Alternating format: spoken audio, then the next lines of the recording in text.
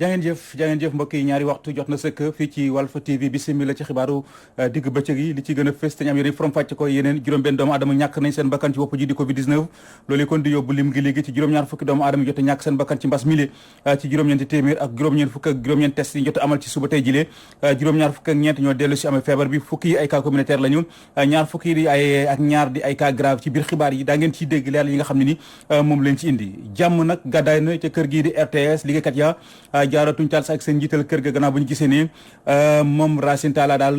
buum ak buumi daal da nekk ci kër gi le ñu ko neex lay jël di def foofule ci biir xibaar yi daa ngeen ci dégg leer yi nga xam ne ni moom lañ ci indi ak taw yu métti moo daanu fële ci diwaanu Sédhiou loolu nag jural ay jafe-jafe askan nga xam ne dëkk fële ca Dar es Salaam fu ci mel ni Sakar ak yeneen yu ni mel tax askan wi yëkkat seen kàddu di sàkku ci nguur gi rawatina kilifa yi daal ñu gëstu leen ci biir xibaar yi daa ngeen ci dégg reportage gi ci Lamine Bayo def bon mbokk yi lii mooy li gën a fës ci bopp xibaar yi yéen mbokk yi saxoo déglu ko seetaan Walf TV asalaamaaleykum.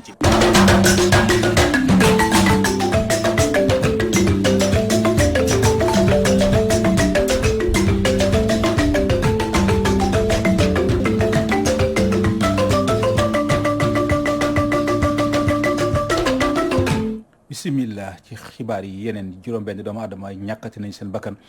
ci wopp ji di Covid-19 loolu kon di yóbbu lim gi léegi ci juróom-ñaar fukki doomu aadama yoo xam ne ñàkk nañ seen bakkan ci feebar bi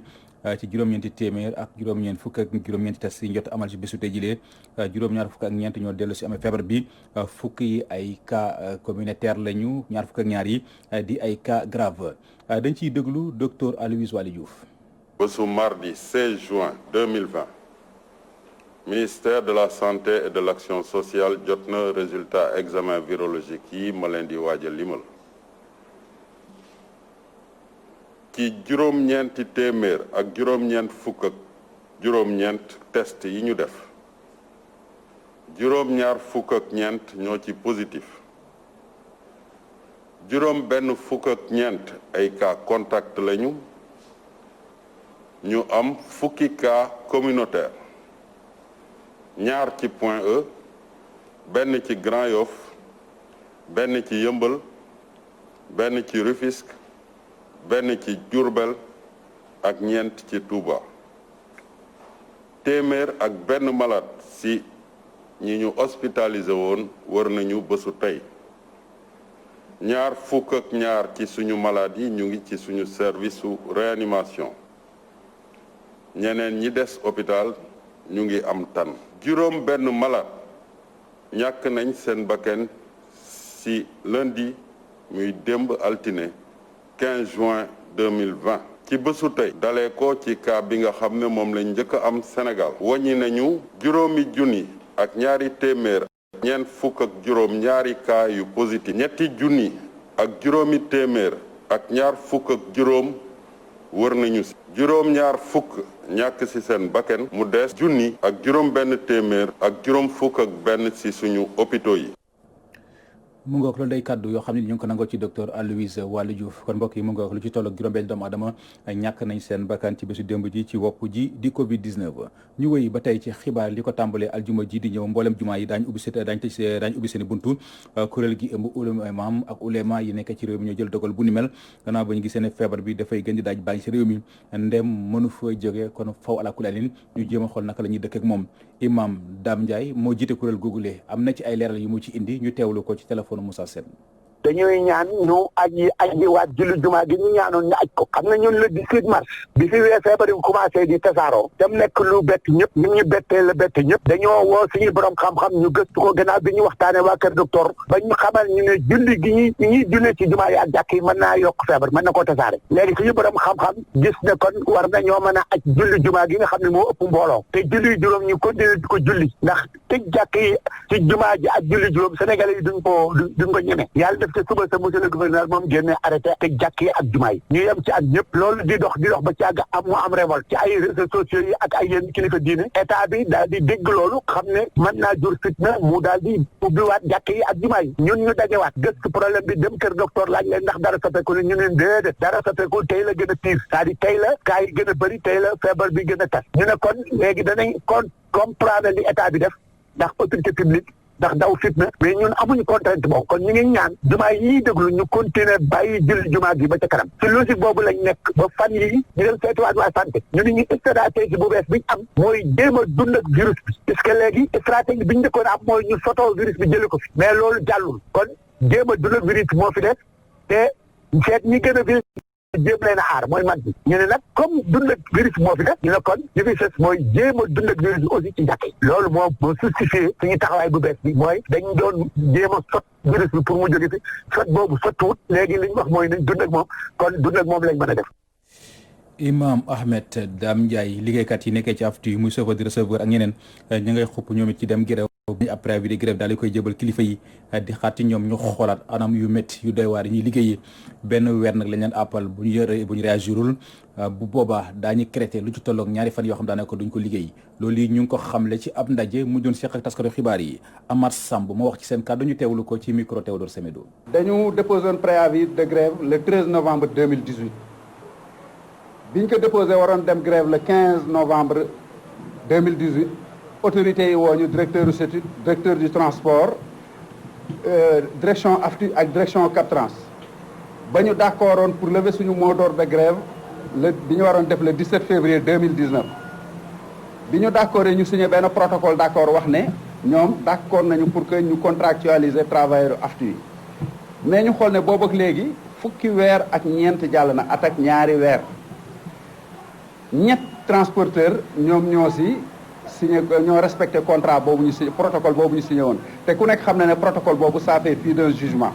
xool direction AFTU ki ko jiite muy président bi si boppam sax moom mi nga xam ne moo signé woon moo paraphé woon na protocole boobu amul benn liggéeykatam du chauffeur am wala receveur boo xam ne signé nañ la contrat kon ñu xam ne ñii lañ doon wax gëmuñu ko dàq nañu presque genn wàllu liggéeykatu AFTU yëpp ñii ñetti weer ñi ngi toog di ko muñ amuñu salaire ñun dañuy exiger ñu fay travailleur AFTU yëpp seen salaire ñetti weer yi ñu leen yoreel ci xaalis boobu ñuy joxe beneen bi képp koo xam ne dañ la toog la woon ñu delloo la sa place su liggéey beneen bi ci topp mooy contractualisation boobu dañ koy continuer li tax ma ne dañ koy continuer am na ci même ci ñii nga xam ne dañu signé woon wax ne respecté wuñu woon yeneen contractualisation bi ñoom dañuy dellu système ba ñu nekkoon mooy dellu système boo xam ne da ngay xëy 4 jours noppaliku 3 jours ñu nekk dans un pays de droit comme nag ñun li ñu dese mooy yéegal autorités yi ne dinañ déposer préavis de grève dès demain incha allahu rabi préavis bi bu matee 1 mois suñ ko déposé suba au plus tard le 20 du mois prochain incha allah dinañu gaare AFTU te bu ñu gaaree AFTU Dakar ñu toog 48 heures yëngatuñu dinañu nationaliser grève bi ba fépp fu AFTU nekk ci Sénégal dootu fa daw. jàmm nag gàddaay na ca kër gi di RTS ñii di liggéeykat yi jaaratuñu taal ak seen giseel kër gi di Racine Talla gannaaw bañ gisee ne daanaka buur la jàppee boppam dafay buur di bumi teg ci ñu ko neex lay jël di leen nommé di leen jox ay poste de responsabilité lu ni mel nag moom metti waa SYNPICS bu wax ne loolu yi moom dafay dakk Moustapha Cissé mooy ndeyteefu section SYNPICS ba nekkee fële ci RTS am na ci ay leeral yu mu ci indi ñu teewlu ko ci téléphone Moussa Sène.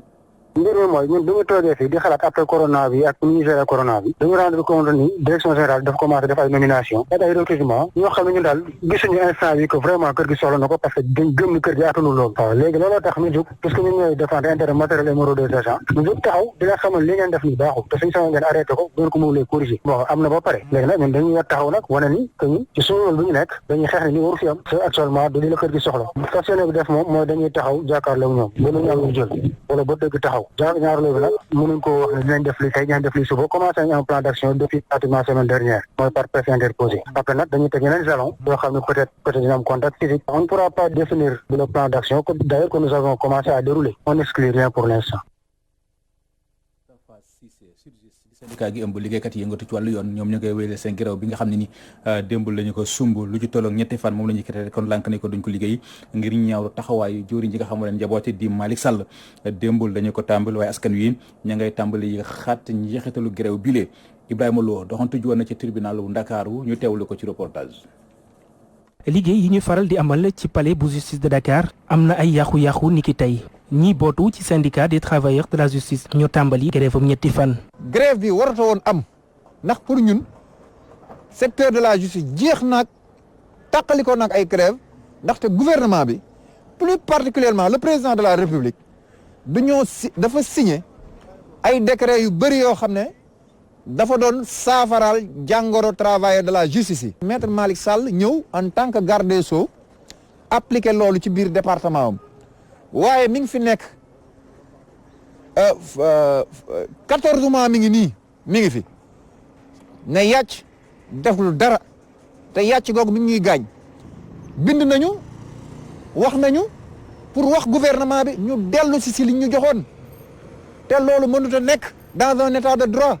ak kenn ko jëlee noonu waaw kenn mënu ko jëlee noonu loolu nag dinañu jaral ñu xeex ak moom xeex bu metti te incha allahu moom mooy perte. mu nekk lu metti ci ngóor si ñëwoon ngir déposer casier judiciaire. metti en fait metti quoi parce que tamit lu ñu war a déplorer la ñaxtu ko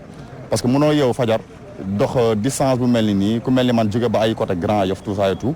donc dox daw lii lu mel ni yëpp coono bii nii nga ñëw pour defar lu benn papier et puis lu mel ni juste casier judiciaire te ki la koy defarloo da ko soxla urgent sénégalais comme ñëpp ñëw di defar lu kay ñu la non on est en grève donc voilà pour mën na am na secteur yoo xam ne Sénégal waratu mën nañ grève quoi. li ni mel taxu ko doon ci Djibril Diallo mi ñuy xamal ni amul benn jafe-jafe bi mu ñëwee ngir toppatoo ay kayitam. vraiment gis naa que ne fii les activités ñu ngi déroulé wu normalement parce que nit ñi kenn ku nekk yaa ngi ñëw di toppatoo say kayit di dem gis naa aussi que ne que même si salle d'audience yi aussi y a des agences qui se tiennent donc côté casier judiciaire ñi ñëw di déposer di récupérer aussi ñi ngi récupérer apparemment daal bon c'est que yaa amul une grande affluence mais nit ñi daal jàpp naa ne kenn ku nekk li ngay wut si moom yaa ngi koy dox. dakkal bépp liggéey bi syndicat des travailleurs de la justice tàmbale ni ki tey am na yàqu-yàqu yu mu indi ci liggéeyu palais bu justice bu Ndakaaru gannaaw loolu syndicat bi fas yéene naan amal ab doxum ñaxtu ci aljuma ji ngir jëwriñ ji ñu dénk wàllub yoon ak yoonal ci réewum Sénégal sàmmonte ak xaatim yi nga xam ne signé woon nañu ko ci atub 2018. ñu dellu wax ci ñàkkum ndox mi nga xam ne askan wi nga xam ne yow fii ci biir réew mi ñu ngi koy dund jamono ji rawatina fii ci Ndakaaru ca cité millionnaire fa la mbir yu wulee ñaay askan wi nee nañu toog nañu lu ci toll ak benn at boo xam ne daanaka ngir ñu am ndox jafe-jafe gu rëy la loolu nag lañ ne mëntula wéy moo tax ñu maasee di wàcc ci mbedd mi di sàkku ci nguur gi rawatina njiital réew Macky Sall ngir lu ni mel mu wax si Fatou Kiné Diallo mu wax ci seen kàddu ñu teewlu ko ci micro Xandong. Ça fait 1 an presque amuñu ndox dépp bañ defee travaux yi ba léegi fee la ñu fat ndox bi doon xool sax léeg-léeg waaye léegi amatul dara dañuy veillé ba 4 heures du matin su defee toq ba juyee ñaari siwo bari na. yàlla nag moo ñu may ak citerne bi moo ñuy may chaque jour citerne may ñu ndox te du doy sax waaye bañ a ñam moo gën bañ koo am rek ndax nit ki boo koy dooleem da nga ko see war a gërëm. dañoo ñaan yàlla nag dimbali ñu way suudi ñu daal ñu dawal suñu tuyau bii ndox fi mën a ndox jamonoy feebar ji ñu nekk nii. tey ji la ndox waroon gën a am waaye tey ji la ndox mi gën a ñàkk nguur gi ngir yàlla ñun jigéen ñi nañu dimbali te jigéen moo yorum réew nañu na defaraat tuyau bii te yàlla tax. bët nag sebi na fële ca diwaanu Sédhiou ndox mu bare ànd ak ngelaw lu tar moo ñëw kon daal di wàcc si dëkk boobu li loolu nag jural ay jafe-jafe askan nga xam ne ni ñoo dëkkee ci gox yi ci mel ni Daaru Salaam Sakar ak yeneen yu ni mel ndax ñu bari si ñoom daanaka seen kër daanu noonu ba big sax si mbedd mi lañu fanaan dañuy dem ci diwaanu Sédhiou fekk fa Lamine Bayo. bët bi door na fa taw bi fi am buñ ko xayma mot na li nga xamante ne mooy 40 millilitres ñi ci yëngatu ñoom ñëpp door nañ pour commencer seen liggéey ja semence mais boo xoolee ñaata weer lañ toog fi liggéeyuñu waaw ñaata weer lañ fi toog liggéeyuñu activité yëpp dañoo taxaw te ñëpp xam nañ ni am na ñoo xam ne sax am nañ seen semence yi ci biir néeg yi mais situation bi bu mu ñëwee rek dañoo daanaka ñu bëri jaay nañ seen semence yi parce que bien vrai que ne état jox nañu ay ndimbali ci dund bi mais gis nañ ne am na yenn famille yoo xam ne mënuñu woon xaar état bi parce que état bi bu mu ñëwee dafa xaw a yeex loolu noonu yeexaay boobu noonu moo tax ñu bëri nag jaay nañ seen semence yi léegi ñun lu ñuy ñaan rek ci nguur bi nañu dimbale rek nañu jox vraiment semence yi pour ñu mën a bay parce que mën jiw mi ba léegi ñëw fa am ñoo xamante ne jot nañ cee wax mu dimbali tamit béykat yi mu dimbali béykat yi ndax fi mu toll nii dëkk bi dafa laaj béykat te bu béykat yi jógee pour béy dañuy def lu dul ñaan nguur gi mu may ñu li nga xamante ne moom mooy doole. pour te ni ñoo yor kuréel jooju lii lañ jote indi comme tënk. man li ay département béykat la donc yooyu aussi loo fi indi si matériel du doy parce que déjà boo xoolee. ñu jéegul rek ci élément boobule tey ji la fukki fan ak juróom-benn ci weeru Kossieng di bés bi nga xam ñu ngi ko jagleel xale yi nga xam ne ni ñoo nekkee fii ci diwaan Afrique muy bëccëg boo xam dañ ñuy fàttali jëf ji nga xam ne amoon na fu la ci Soweto ci atum 1976 lu jëm nag ci bés bi ak solo si nga xam ne am na ko xuxaan donc amal na ci ab taxaw seetlu ñu teewlu ko. talaata ji tombeek fukki fan ak juróom-benn ci weerub juin atum 2020 moo di bés bi àdduna wërngal këpp jagleel xale ci Afrique mu doon nag ak bés ba xam ni organisation de l'unité africaine moo ko taxawaloon keroog fukki fan ak juróom-benn ci weerub juin atum 1991 ngir fàttaliku rek ndaw yi nga xam ne faatoon nañ leen ca Soweto ca Afrique du Sud ci atum 1976 ci bés bile ñu ciy magal xale yu Afrique waaye itam war cee amal rek ay taxaw seetlu ngir xoolaat doxalin ji ak taxawaay ji ñu war a am ci li ñel ni ñuy taxawoo xale yi waaye nag ndool gi nga xam ne yenn ci famille yu Afrique dañu koy dundee tax na ba nga xamante ne xale yooyee nekk di dund ci ay situation yu metti même bu fekkente ni am na ñenn ci ñoom ñoo xam ne am nañ chance ngir ñu yóbbu leen l'école bëri na lu ñuy gis ci quartier yi ci réewum taax yi ba ci village yi ay xale yu ndaw yoo xam ne dañuy taxawaalu ci mbedd yi di yelwaan ngir mën a am lu ñu dundee wala bokk lu ñu yóbbu seeni kër fii ci réewum Sénégal nag nemmeeku nañ itam ni yelwaan ak xale yi nga xam ne ñooy taxawaalu ci mbedd yi dafay gën di yokku saay su nekk donte sax gouvernement teg na ay loi ngir rekk ñu xeex li ni mel waaye nag loi yooyu njeexintal bi daal gisaguñu ko ci askan wi ndax ba léegi lii nga xam ne moo di yelwaan mu ngi wéy di am ci réewum Sénégal mu doon nag ay métit yu bari yi nga xam ne dañ koy daldi yëkkati di koy teg ci kaw ndodd xale yooyu li ci mel ni maltraitance xas ba ci saaga waaye itam accident ak ñeneen ñi nga xam ne dañuy dem sax bay sàkku xale yi jamono ji nga xamante ni ñu bari duñu bàyyee sax xele yooyee nga xam ne ñu ngi dund ci ay situation yu métti métti saay su nekk ci mbedd yi jafe-jafe yi ni mel nag war a tax ba partenaires sociaux yi dal di booloo waaye itam ak ñi nga xam ne ñoo fare ci nguur gi mën a jël ay dogal ngir rekk sàmm bu baax xele yi nga xam ne ñooy di ëllëgu askan wi. jërëjëf Xoxaan Ndong ñu ngi lay sant di la gërëm mbokk yi kon ci foofule ci la ñuy tàbbis ak yéen ci xibaaru bitim réew yi dañ ci ànd ak soxna Mamou Diaby Gassama. ca Mali bu ñu sukkandikoo ci bataaxal ba nga xamante ne moom la l'armée ba jot a fësal ñaar fukk ak ñeent soldat ñoo jot a ñàkk seeni bakkan ci benn cong bi jotoon am niki di beex ca bëtu gànnaaru Ségou te féete ci wetu frontière mauritanienne naka noonu sax ñetti soldat jamono ji kenn tegu leen gët juróom-ñetti soldat jot nañ ci rëcc ñeenti oto ñoo jot a yàqu ci bile cong. Algérie benn góor moo jot a ñàkk bakkanam niki altine ci benn cong ba nga xamante ne kenn xamul lu ñoo ko bubboo li mel sax mi ngi doon am ca Tinzawatine buñ sukkandikoo ci ministère ba nga xamante ne moom lañ dénk lépp lu aajo wàllu kaarange foofee ca réew ma waa ji nag dañ ko daal di rawale ci lu mu gën a gaaw yóbbu ko ca hôpital ba waaye dafa mujjee jëddu àdduna ndax gaañu-gaañu yu métti yaa nga xamante ne moom la jot a am ci bile cong l'armée ba nag jamono ji daan na tijji ab enquête ngir xam lan moo undu bile jéeya. capitale chinoise nag jamono ji mbas mi di coronavirus delluwaat na fa ak doole ndaxte ci benn ayubés lu tolloog téeméer doomu aadama ñoom ñoo jot a am bile jàngoro gannaaw bu ñu leen testé mairie ba daal di jàpp ne rek ni situation bi jamono ji dafa grave bu ñu sukkandikoo ci kenn ku yor kaddu ku mairie ba nee na capitale ba dafa war a jël ay matuwaay yu dëgër ngir mën a xeex bile jàngoro métropole ba nag mi ngi am lu tolloog ñaar fukk ak benn million doomu aadama ñoom ñoo fa yeewoo jamono ji ñu gis ne rek say su ne dañuy def ab dépistage ci lu ëpp 90,000 personnes kuréel bu mag ba nga xamante ne moom mooy taxawu lépp lu aajo wàllu wéegu yaram ci àddina wëgal këpp nee na dana yónnee ay foofu ca Pékin. jërëjëf Mamou Diaby Gassama ñu ngi koy sant di ko gërëm di ci yéenekaay yi dañ ci ànd ak Abdoulaye Bopp.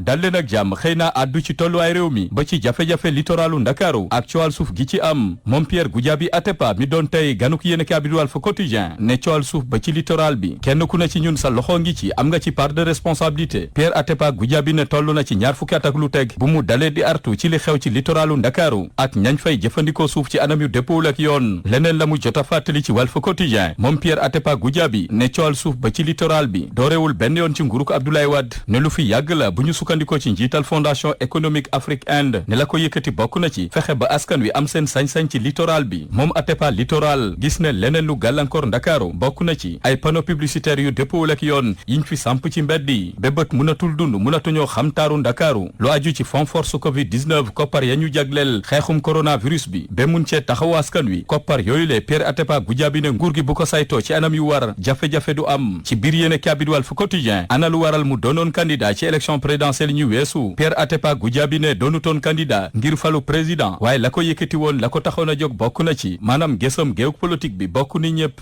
yéene kaabit di las ne lu ñëpp bokk di littoral bu Géejawaay tàmbale na am jafe-jafe ñaxtu yaa ngi fay tàmbalee jib gannaaw bu amee ñu jóg di sax-saxee suuf sa ba daanaka filaawo desatul ca tefes bu Géejawaay yéene kaabit ne bile littoral ca Géejawaay ak coowal suuf ga fa am lu yéeme lu doy waar mun na caa xew mun naa yegg fuñ ko foogeewul yéene kaabit di Tribune xëy di ñu dégtal ay dossiers yu bari lool te wute te tegu fan yi ci ndoddu njiitu réew mi Macky Sall bokk na ci dossier Akilee ak Excelec ba ci dossier littoral bi yéene kaabit di Libération ne dossier geneen a ngi ni gàllankoor askan wi yu toog ay fan ak ay weer te duñu am ndox duñu gis ndox ci Ndakaaru yéene kaabit ne kenn yóbbeewu leen ko lu dul seen o ma ñu ne moo gën a yees SDE mi askan wi doon joytu yéene kaabit ne tey askanu Ndakaaru jommi jomeet la ñu def ndax robinet yi mënatuñ fay xelli seen o la mu digoon askan wi wute lool ak li am yéene kaabit di Le Quotidien xëyee li am ci armée bi ca Casamance lim bu takku ci ñoom ñu ngi ci jafe-jafe gannaaw min yañ fay joggi maanaam ndelli ya yéene kaabit ñu fàttali ne ci lu matul fukki fan lu tollook ñetti woto tàkk nañ jéppeet gannaaw bu ñu jógee ci ndel ñaari soldaar ñàkk ci seen bakkan am ñu bari ñu ca jëlee gaañu-gaañu yu metti ci yooyu leen ndel ca Casamance yéene kaabit di Réew mi Quotidien ne tey ji lañ ko fas yéene defeere moom taskatu xibaar bii di Cheikh Yérim Seck gannaaw kàddu yamu yëkkati yàggut jëmale ko ci tolluwaay réew mi rawatina ci nguuruk Macky Sall ba ci dossier Batiplus mam ca tudd njabootu Farès yéene kaabit ne la mun a tegu ci ndoddam bokk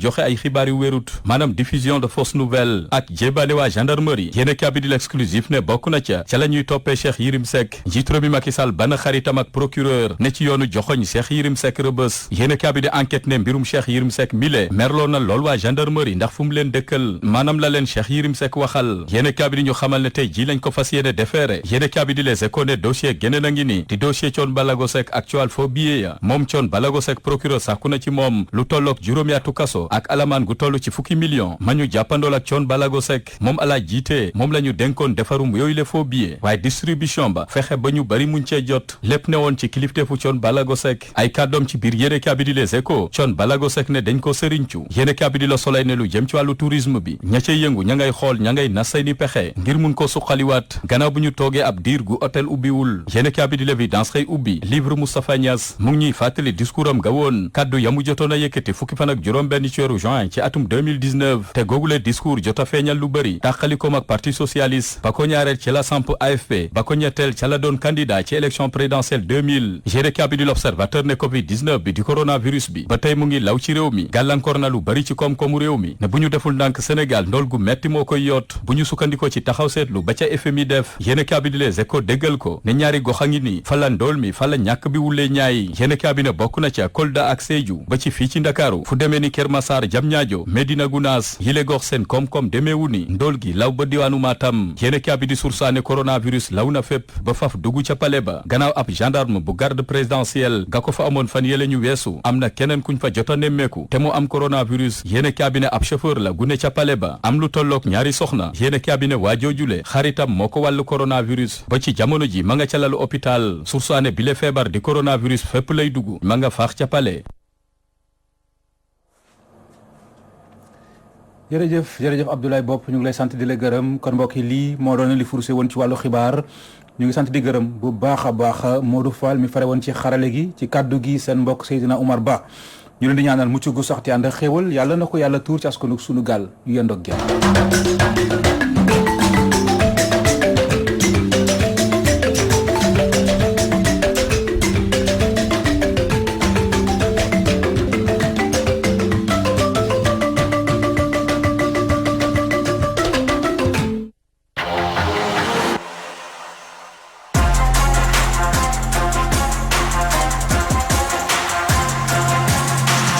Walfadjri.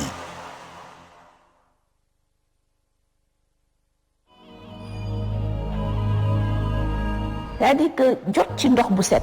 am gaanuwaay bu mucc ayib ak am pexe yoo xam daf lay may nga set ci sa yaram set ci sa gox loolu dafa war a nekk xolu développement réew ni wér gu yaram bi amee solo noonu la jot ci ndox bu sell bi amee solo. li mu wax tamit mooy dëgg ndox mooy xolu nit ndox fu mu amul dara du fa baax. état bi moom mooy représenter population bi état bi moo waroon jël matuwaay pour protéger littoral bi comme defu ko ñun suñu association dañu ne dinañu porter plainte contre l'état du Sénégal parce que ci biir constitution 2016 ñoom ñoo waxoon ne dañuy protéger littoral bi. defe naa ne ku bàyyi xel ci impact environnemental bi war a xam ne am na côté yoo xamante ne même su la ko yoon mayee sax waroo foo mun a jël di ko def dëkkuwaay. président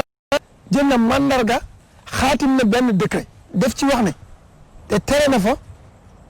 beneen yëngu budul mbéy kon horticulture mbéyum lëjum mbéyum fruit mbéyum fleur wala boog lu jëm ci wàllu environnement.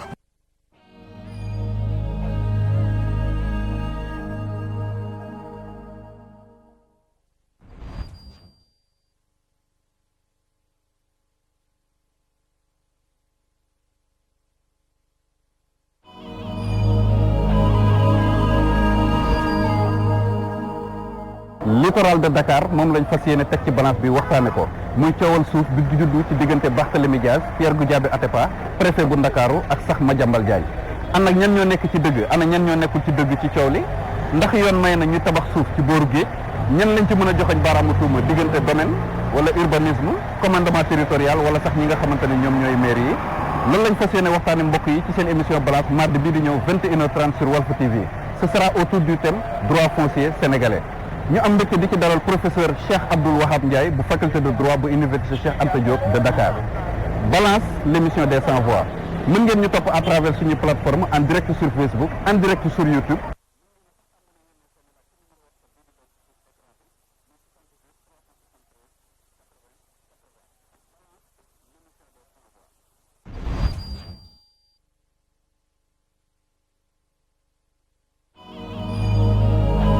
Oui, c'est en quelque sorte comme le Mbarane, si je ne me trompe pas. Mais le Mbarane, comme c'est un cœur en location, elle est avec beaucoup de copains, elle ne parvient pas à choisir. Là aussi, c'est plus loin que ça, parce que c'est elle qui dicte les règles. Donc, c'est elle qui programme tout. Et c'est à cause de sa beauté, hein? Mais oui, parce que c'est une fille métisse, née d'un père syrien, libanais. Et d'une mère sérère. Je pense que c'est un roman simplement de société qui raconte une histoire qu'on n'a pas encore vue ou entendue ou écoutée, que j'ai essayé de raffermir par rapport aux faits de société. Est-ce que toutes ces relations étaient roses, Chacha? Pas du tout. Quand vous savez que vous aimez une fille qui vous dit, écoute, moi, je ne peux pas me fixer dans cette relation, et vous ne faites que rêver d'elle. Réccu dafay wees tànnal soxna yaa ngi nii tànnal waay ji nga jël ji la jël ji ñu la jëlal ci yow la dis yaay seet. Imagine, depuis le 14 mars, j'ai pas eu d'entrée d'argent. Pour quelqu'un qui a des charges, qui a des locations à payer, qui a une famille à nourrir, qui a plein de choses. La prime annoncée par votre ministre de tutelle va vous servir quelque chose. La prime là, on applaudit, hein? On applaudit vraiment. Vous n'avez pas encore reçu? Non, pas encore, mais ça va être un problème. Les artistes sénégalais, ils vivent de sutura, quoi.